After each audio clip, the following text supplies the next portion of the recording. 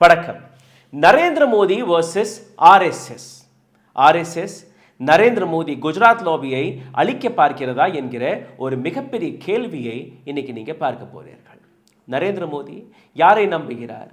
அமித்ஷாவை நம்புகிறாரா? ஆர்எஸ்எஸ் நம்புகிறாரா? அல்ல தன்னை மட்டுமே நம்பக்கூடிய நபராக ஒரு டிக்டேட்டராக மாறிவிட்டாரா என்கிற இந்த கேள்வி.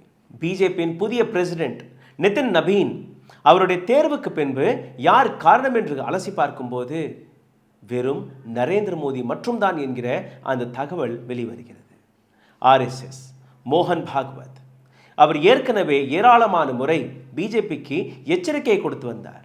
நீங்க கட்சியை மற்றும் பாருங்கள், கட்சியுடைய பொறுப்புகளை நாங்கள் பார்த்துக் கொள்கிறோம், நீங்க அரசாங்கத்தை மற்றும் கவனியுங்கள் என்று. ஆனால் குஜராத் லாபி இதற்கு எதிராக நின்றது. ஒரு பக்கம் நரேந்திர மோடி, இன்னொரு பக்கம் அமித்ஷா கொஞ்சம் கொஞ்சமாக ஆர்எஸ்எஸ் வழியாக பிஜேபியின் பிரசிடென்டாக மாறியதற்கு பின்பு கொஞ்சம் கொஞ்சமாக ஒட்டுமொத்த பிஜேபியில் எங்க திரும்பி பார்த்தாலும் அமித்ஷா தன்னுடைய ஆட்களை நியமிக்க தொடங்கினார். அது அமைச்சர்களாக இருக்கட்டும், எம்பிக்களுக்கு கிடைக்கக்கூடிய சீட்களாக இருக்கட்டும், அல்ல மிகப்பெரிய பொறுப்பில் இருக்கக்கூடிய நபர்களாக இருக்கட்டும், பிஜேபி தன் கையை விட்டு போகக்கூடாது என்கிற ஒரு மிகப்பெரிய சாணக்கியத்தனமான ஒரு திட்டத்தை அமித்ஷா போட்டு வரும்போது, இன்னொரு பக்கம் ஆர்எஸ்எஸ் நரேந்திர மோடியை நீக்கக்கூடிய வேலையை பார்த்தே தீர்வோம் என்கிற ஒரு முடிவை எடுத்ததற்கு பின்பு நரேந்திர மோடி இரண்டு தரப்பிலுமே சிக்கக்கூடிய அந்த தருணத்தில் தள்ளப்பட்டார். நரேந்திர மோடி ஆர்எஸ்எஸையும் டாக்கல் செய்ய வேண்டும், பிஜேபியும் தன் கையை விட்டு போகக்கூடாது. கையை விட்டு போய்விட்டால் அடுத்த நிமிடமே சிறைதான்.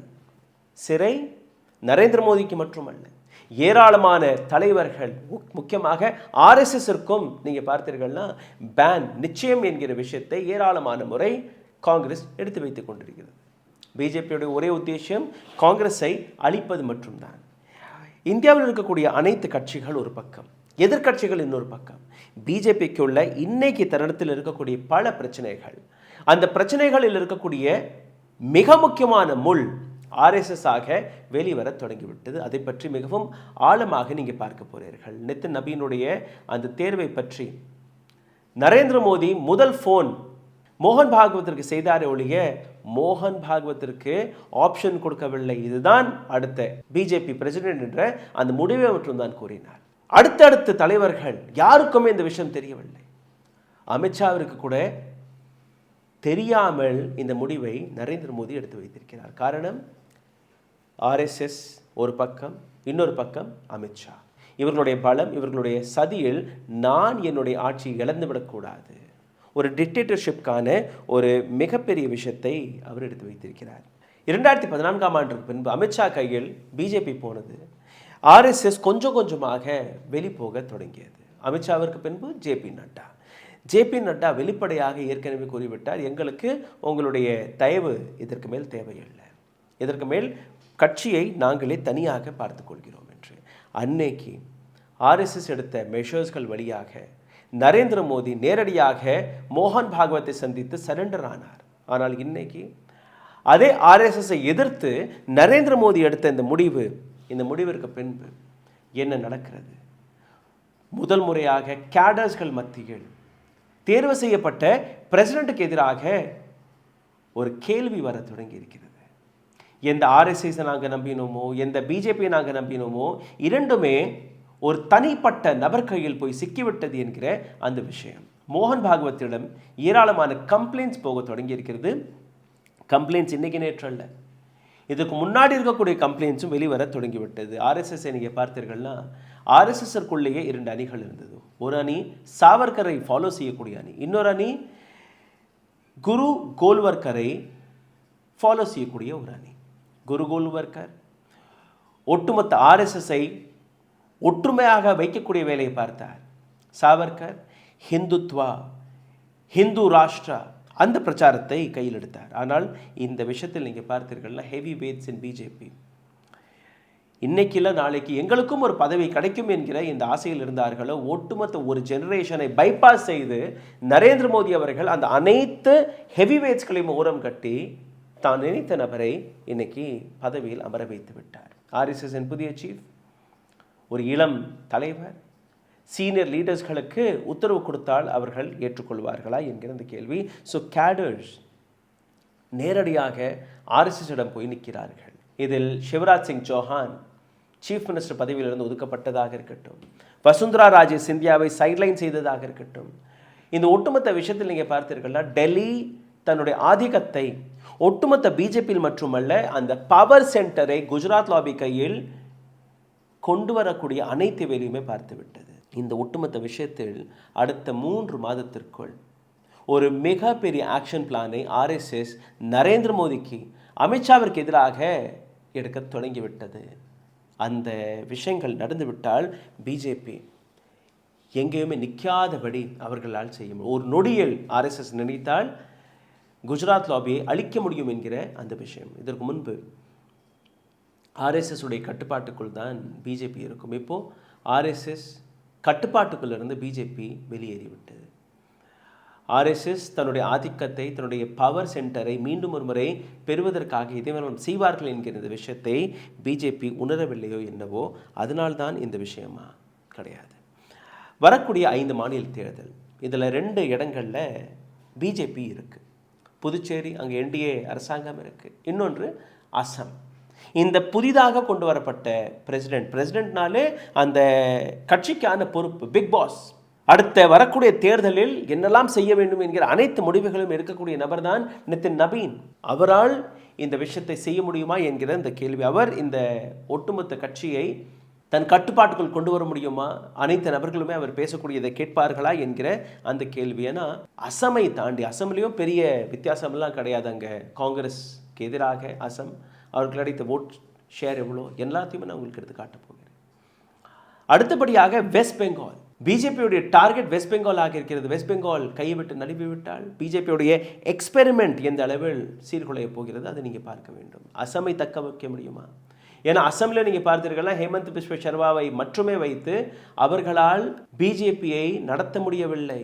அசமில், வெஸ்ட் பெங்காலில் பிஜேபி சார்ந்த எந்த பெரிய ஃபேஸுமே கிடையாது. வெறும் அமித்ஷா, மோடியோடைய முகம் மற்றும் தான். உடல் வலிமையை உறுதி செய்யும் சிலாஜித், கவனத்தை மேம்படுத்தும் அஸ்வகந்தா மற்றும் உயிர் சக்தியை பெருக செய்யும் சஃபேடு முஸ்லி போன்ற இமயமலையின் மூலிகை பொருட்களை கொண்டு வந்து மிஸ்டர் பர்ஃபெக்ட் உருவாக்கப்பட்டுள்ளது. ஒவ்வொரு முறை உட்கொள்ளும் போதும் உடல் சக்தி, வலிமை மற்றும் மன வலிமை உறுதி செய்யப்படுகிறது. மா நேச்சுரல்ஸ் மூலம் மகிழ்ச்சியான தலைமுறைகள் உருவாகிறது. இப்போது மிஸ்டர் பர்ஃபெக்ட்டுடன் உங்கள் தலைமுறையும் வலிமையாகட்டும். எங்கள் வெப்சைட்டில் இருந்து உடனே ஆர்டர் செய்யுங்கள். வாட்ஸ்அப் எண்ணிலும் தொடர்பு கொள்ளலாம்.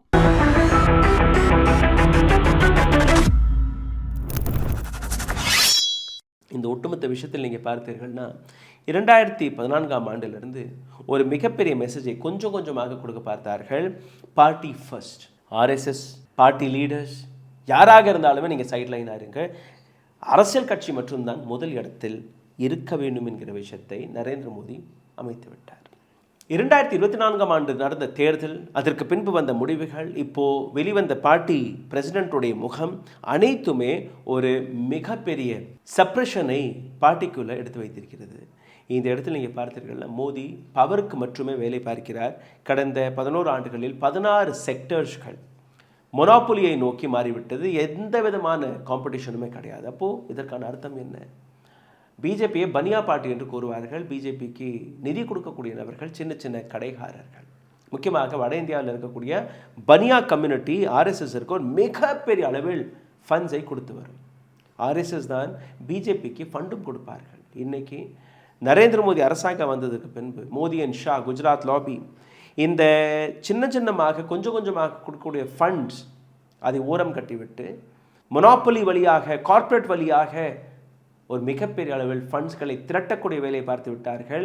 இதற்கு மேல் ஆர்எஸ்எஸ்க்கு தான் பிஜேபியுடைய தேவை ஒழிய பிஜேபிக்கு ஆர்எஸ்எஸ்ஸுடைய தேவை இல்லை என்கிற இந்த விஷயம். புதிய முகங்கள், வெறும் பார்ட்டியுடைய ஃபேஸ் மற்றும் அல்ல, ஆர்எஸ்எஸ்ஸுடைய இன்வால்மெண்ட் எங்களுக்கு வேண்டாம் என்று கூறக்கூடிய அந்த ஸ்தானத்தில் புதிய ஃபேஸ்கள் பல இடங்களில் கொண்டு வரப்பட்டது. மத்திய பிரதேஷ் சீஃப் மினிஸ்டர், ராஜஸ்தானின் சீஃப் மினிஸ்டர், டெல்லியின் சீஃப் மினிஸ்டர், சத்தீஸ்கடின் நிலை அனைத்துமே குஜராத் லாபியுடைய விஷயம். ஆனால் இதே எக்ஸ்பெரிமெண்ட்டை கர்நாடகாவிலும் பார்த்தார்கள். கர்நாடகாவில் பொம்மை அவர்களை சீஃப் மினிஸ்டர் ஆக்கினார்கள். பொம்மை பிஜேபியில் இணையவில்லை. ஆனால் நரேந்திர மோடியுடைய சாய்ஸ் தான் பொம்மை. கர்நாடகாவிலிருந்து நிதிகள் வந்தது, டெல்லி கஜானாவை நிரப்பிக் கொண்டிருந்தார்கள். ஆனால் கிரவுண்டில் பொம்மையுடைய அந்த கனெக்ஷன் அங்கே மக்களிடம் கிடையாத பட்சத்தில் காங்கிரஸ் அங்கே வெற்றி பெற முடிந்தது.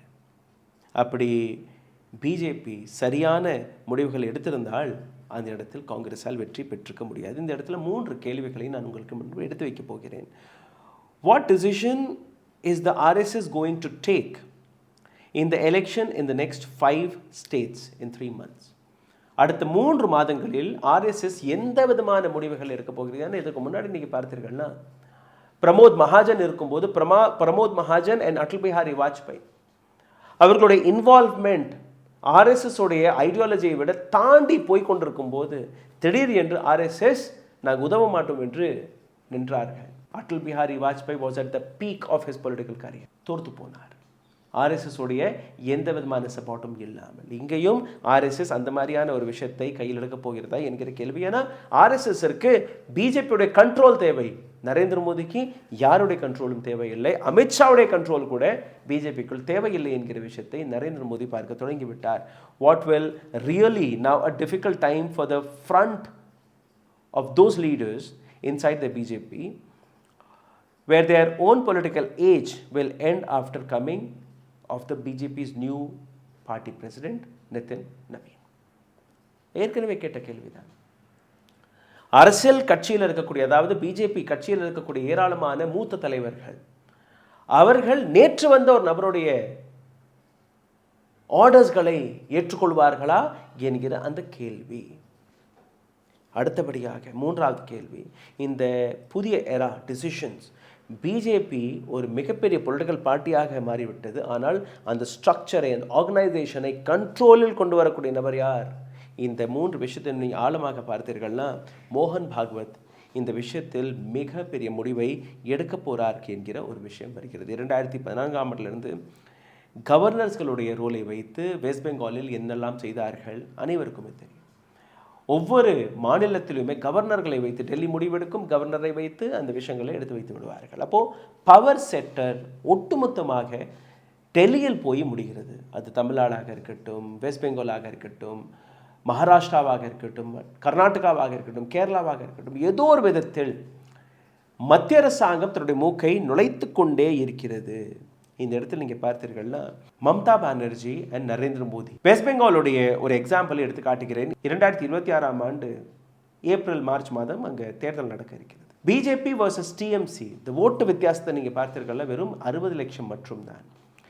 பிஜேபிக்கு 2,30,00,000 ஓட்டுகள் கிடைத்தது. டிஎம்சிக்கு 2,90,00,000 ஓட்டுகள் கிடைத்தது. அந்த டிஃபரன்ஸ் நீங்கள் பார்த்தீர்கள்னா வெறும் 60 லட்சம் மற்றும் தான். வெஸ்ட் பெங்காலில் நரேந்திர மோடி அமித்ஷாவை தாண்டி வேற எந்த முகமே கிடையாது. யாருக்குமே எந்த முகமே தெரியாது. ஸோ அமித்ஷா அண்ட் நரேந்திர மோடியோடைய மிகப்பெரிய சக்சஸ் ஸ்தலம் தான் வெஸ்ட் பெங்கால். ஆனால் இந்த முறை RSS உடைய இன்வால்மெண்ட் இல்லை என்றால் அதை தக்க வைக்க முடியுமா? ஏன்னா இப்போ SIR வழியாக வெளிவந்த தகவல் நீங்கள் பார்த்தீர்கள்னா வெஸ்ட் பெங்காலில் 48 லட்சம் ஓட்டர்ஸ் வாக்காளர்களுடைய பெயரை நீக்கியதாக ஒரு தகவல் கசிந்திருக்கிறது. 48 லட்சம் வாக்காளர்கள் எங்கெல்லாம் எந்தெந்த ஏரியாக்களிலிருந்து அவர்களை நீக்கினார்கள் என்கிற அந்த விஷயம் வருவதற்கு முன்பு தேர்தல் ஆணையம் கொடுத்த தகவல் படி நீங்கள் பார்த்தீர்கள்னா 1.5 கோடி ஓட்டுகள் பிஜேபிக்கு கிடைத்தது. அதே நேரத்தில் 2,30,00,000 ஓட்டுகள் மம்தா பானர்ஜிக்கு கிடைத்தது.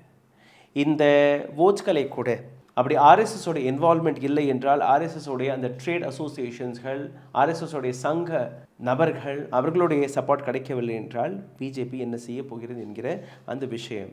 ஸ்மால் இண்டஸ்ட்ரியை நீங்கள் அளித்திருக்கலாம், ஆனால் கிரவுண்டில் இறங்கி வேலை பார்க்கக்கூடிய நபர்கள் யார்? இந்த கேள்வியை புரிந்து கொள்ள முடிகிறதா? அஸ்ஸாமில் நீங்கள் பார்த்தீர்கள்னா, வெஸ்ட் பெங்காலில் ஒரு கணக்கை காட்டினேன். அஸ்ஸாமில் நீங்கள் பார்த்தீர்கள்னா வெறும் 6 லட்சம் ஓட்டு வித்தியாசம் தான். பிஜேபிக்கு கிடைத்தது 63,84,000 ஓட்டுகள். காங்கிரஸிற்கு 57,03,000 ஓட்டுகள். வித்தியாசம் எவ்வளவு? வெறும் 6 லட்சம். ஒரு துளி இங்கே மாறிச்சுன்னா 6 லட்சம் இந்த பக்கம் போயிடும். அப்போது RSS உடைய தேவை நிச்சயமாக பிஜேபிக்கு இருக்கு. ஆனால் நான் தான் பெரிசு, என்னால் தான் ஆட்சி, என்னால் தான் அரசாங்கம், என்னால் தான் நீங்கள் எல்லாருமே என்கிற ஒரு விஷயத்தில் நரேந்திர மோடி எடுக்கக்கூடிய முடிவுகள் எந்த விதமான டிஸ்கஷனும் இல்லாமல், எந்த விதமான ஆலோசனை கூட்டத்தையும் நடத்தாமல், நீங்கள் அசமே நீங்கள் பார்த்தீர்கள்னா கூட ஹிந்து முஸ்லீம் கம்யூனலிசம், போலரைசேஷன், இது போன்ற பல விஷயங்கள் எடுத்து வைத்தார்கள். அசாமில் இருக்கக்கூடிய சீஃப் மினிஸ்டர் ஹேமந்த பிஸ்வா சர்மாவுக்கு எதிராக ஒரு ஆன்டி இன்கம்பன்சி மிகப்பெரிய அளவில் வளர்ந்திருக்கிறது. புதிதாக வந்த தேர்வு செய்யப்பட்ட பிரசிடென்ட் அவர் அந்த இடத்தில் சரியாக நிலைப்பாரா என்கிற இந்த கேள்வி. தமிழ்நாட்டை எடுத்துக்கொள்ளுங்கள். தமிழ்நாட்டில் பிஜேபிக்கு இந்த பெரிய இடமும் கிடையாது. ஆனால் தமிழ்நாட்டில் கொஞ்சம் கொஞ்சமாக பிஜேபி தன்னுடைய ஓட் ஷேரை அதிகரித்திருக்கிறது. தமிழ்நாட்டில் 12,13,000 ஓட்டுகள் கிடைத்தது. தமிழ்நாட்டில் யாரிடம் போட்டியிடப் போகிறது பிஜேபி? நாங்கள் ஜெயிச்சாலும் தோர்த்தாலோ எங்களுடைய ஓட் ஷேர் காங்கிரஸை விட அதிகமாக இருக்க வேண்டும் என்கிற ஒரு முடிவை தான் இவர்கள் எடுத்திருக்கிறார்கள். காங்கிரஸுக்கு எவ்வளவு கிடைத்தது? 19,76,000 ஓட்டுகள் போன தேர்தலும் போது. அதே டிஎம்கேவிற்கு 1,74,00,000, ஏஐடிஎம்கேவுக்கு 1,53,00,000. அதாவது காங்கிரஸாக இருக்கட்டும் அல்ல பிஜேபியாக இருக்கட்டும், ரெண்டு பேருக்குமே இந்த இரண்டு ரீஜனல் கட்சியுடைய தயவு தேவைப்படுகிறது. பிஜேபி ஏடிஎம்கேவுடன், டிஎம்கே காங்கிரஸுடன். தமிழ்நாட்டை பொறுத்தவரையில் ஏடிஎம்கே வர்சஸ் டிஎம்கே தான், காங்கிரஸ் வர்சஸ் பிஜேபி கிடையாது. பட் இன்டர்னலி பிஜேபி காங்கிரஸை தாண்ட பார்க்கிறது. அதற்காக தான் கோயம்புத்தூரை சார்ந்த ஒரு நபரை இன்னைக்கு வைஸ் பிரசிடெண்ட்டாக அமர வைத்திருக்கிறார்கள். பிஜேபியுடைய பொலிட்டிக்கல் எக்ஸ்பெரிமெண்ட் சென்டர் கோயம்புத்தூர் தான் தமிழ்நாட்டில். அங்கிருந்து தான் இந்த ஒட்டுமொத்த விஷயத்தை எடுத்து வைக்க போகிறார்கள். லால்கிருஷ்ண அத்வானியாக இருக்கட்டும், முரளி மனோகர் ஜோஷியாக இருக்கட்டும், வாஜ்பாய் அவர்களாக இருக்கட்டும், அனைத்து நபர்களுமே ஆர்எஸ்எஸ்ஸின் கட்டுப்பாட்டுக்குள் தான் இருந்தார்கள். முதல் முறையாக இந்த விஷயம் கட்டுப்பாட்டை விட தாண்டிவிட்டது. ஆர்எஸ்எஸ் அல்ல பிஜேபி, ரெண்டு பேர் கையிலுமே இந்த கட்சி கிடையாது. இன்னைக்கு தனிப்பட்ட 2 நபர்கள் கையில் இந்த கட்சி இருக்கிறது. இதே கேரளாவை நீங்கள் பார்த்தீர்கள்னா, கேரளா ஒரு மிக முக்கியமான எபிக் சென்டர் ஃபார் ஆர்எஸ்எஸ். இந்தியாவில் 70 லட்சம் ஷாக்காஸ் இருக்குது. 100 ஆண்டு விழா கொண்டாடும் போது இதை 1 லட்சம் ஷாக்காவாக உயர்த்திவிடும் என்று கூறினார்கள். ஆனால் அதை தொட முடியவில்லை. 70 லட்சம் ஷாக்காஸ்லேருந்து நீங்கள் பார்த்தீர்கள்னா, பிஜேபியுடைய ஷாக்காஸ் கேரளாவில் மட்டுமே 23 லட்சம் ஷாக்காஸ் இருக்குது. இதை தாண்டி வேறு எந்த மாநிலத்திலுமே இந்த அளவில் ஷாக்காஸ் கிடையாது. அப்போது ஆர்எஸ்எஸ் நினைத்தால் ஒரு நொடியில் நரேந்திர மோடியுடைய அகங்காரத்தை உடைக்க முடியும். கேரளாவை பொறுத்தவரையில் எல்டிஎஃப் மற்றும் யூடிஎஃப் மற்றும் தான், இந்த 2 கட்சிகளுக்கு நடுவே தான் அந்த போட்டி நடக்கும். போன தேர்தலும் போது 1,05,00,000 ஓட்ஸ்கள் எல்டிஎஃப்க்கு கிடைத்தது. யூடிஎஃப்ற்கு 82-83 லட்சம் ஓட்டுகள் கிடைத்தது. வித்தியாசம் வெறும் 23 லட்சம்.